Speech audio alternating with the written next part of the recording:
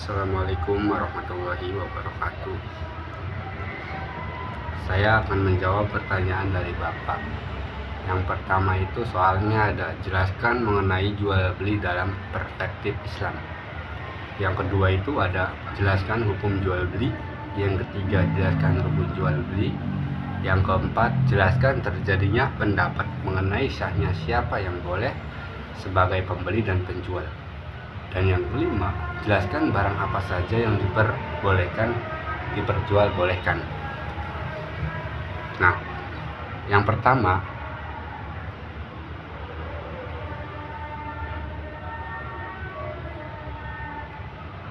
Abdul Ar-Rahman sebelum membahas jual beli dan hal yang berkaitan dengan jual beli, langkah awal yang ditempuh adalah menjelaskan terlebih dahulu definisi jual beli secara harfiah. Nah, komentarnya, jual beli secara bahasa adalah menukarkan sesuatu dengan sesuatu,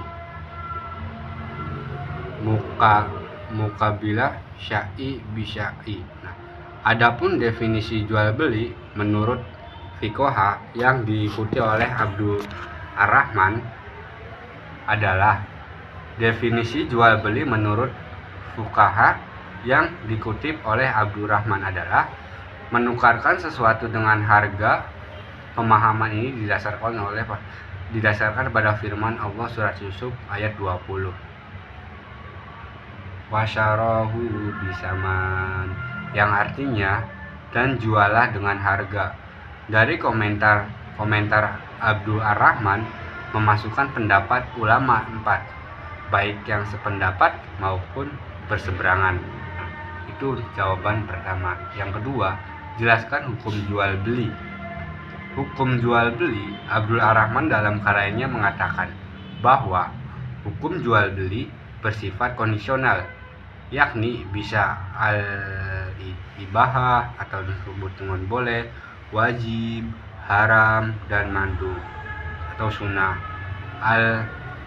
Al-ibahah merupakan hukum dasar dalam jual beli, yakni jual beli hukumnya netral, karena bisa jatuh nih pada makruh, sunnah, wajib, dan bisa juga haram, tergantung latar belakangnya. Nah, seseorang melakukan transaksi dengan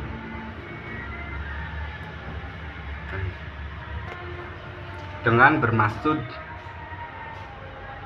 apa-apa, hanya sekadar iseng, hal itu dihukumi al-ibahah. Sama halnya dengan sebuah tindakan dalam pandangan sosiologi. Yang ketiga, jelaskan rukun jual beli.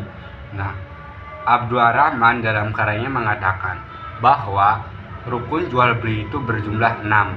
Nah, yaitu sighat, akid, makud, alai. Nah, jumlah 6 dipahami olehnya karena setiap satu rukun itu pada dasarnya 2. Misalkan sighat nih. Nah, di dalam sighat itu ada kata ini, ada 2, yaitu ijab dan qabul.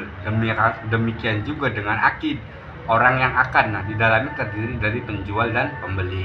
Dan juga makud nih, alai, barang yang diperjualbelikan. Nah, di dalamnya itu ada 2, yaitu memberi dan menerima. Dan yang keempat, jelaskan terjadinya pendapat mengenai sahnya siapa yang boleh sebagai pembeli dan penjual. Nah, penjual dan pembeli telah sepakat nih para ulama jual beli yang dilakukan oleh orang mukallaf yang tidak dipaksa hukumnya sah. Nah, hal ini tertentu berbeda jika jual beli dilakukan oleh orang belum mukallaf. Padahalnya ini ulama saling bersilang pendapat. Imam Malik dan Imam Syafi'i misalnya menyatakan tidak sah jual beli dilakukan oleh orang yang belum mukallaf. Nah, hal ini didasarkan pada nas Al-Quran. Pendapat ini tidak sejalan dengan Imam Hanafi dan Imam Ahmad yang menyatakan sah jika anak tersebut sudah pintar. Nah, tambahnya, anak masih kecil tetapi sudah pintar. Nah, jika melakukan transaksi dengan seizin orang tua atau walinya dinyatakan sah.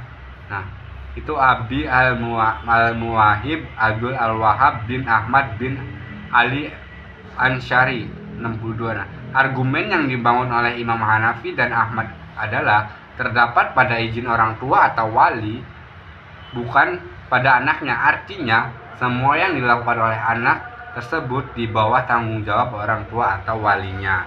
Dan yang terakhir, jelaskan barang apa saja yang diperjualbelikan. Barang yang diperjualbelikan dalam Islam, tidak semua barang dapat diperjualbelikan. Ada beberapa kriteria yang harus diperhatikan. Pertama, ada manfaatnya. Kedua, suci. Dengan demikian, secara umum barang yang tidak ada manfaatnya dan najis atau salah satunya dihukumi tidak sah diperjualbelikan. Tapi Al-Din Abi Bakar Muhammad Al-Husain, lalu bagaimana dengan benda yang mutanajis? Tentunya barang yang mutanajis boleh diperjualbelikan dengan catatan telah disucikan. Nah, benda yang dimaksud mutanajis adalah benda suci karena najis.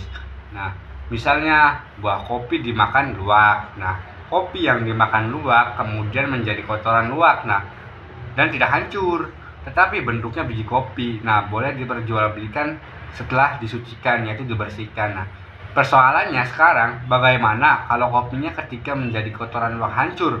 Itu maksudnya najis, bukan muntah najis lagi. Alhasil tidak sah diperjualbelikan karena tidak bisa disucikan. Nah, Ibnu Qasim ayat 37.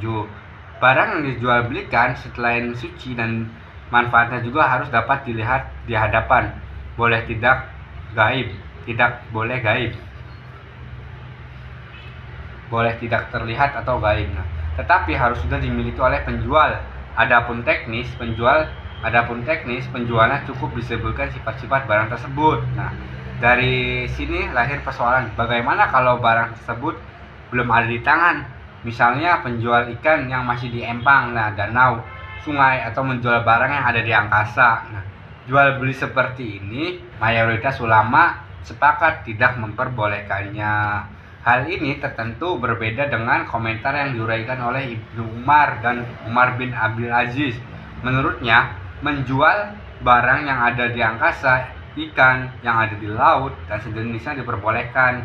Argumen yang dibangun oleh Ibnu Umar dan Umar, hal ini dimaksud membeli ikan atau buruknya, melainkan menikmati keindahan. Mungkin itu saja jawaban untuk 1-5, kurang lebihnya mohon maaf. Wassalamualaikum warahmatullahi wabarakatuh.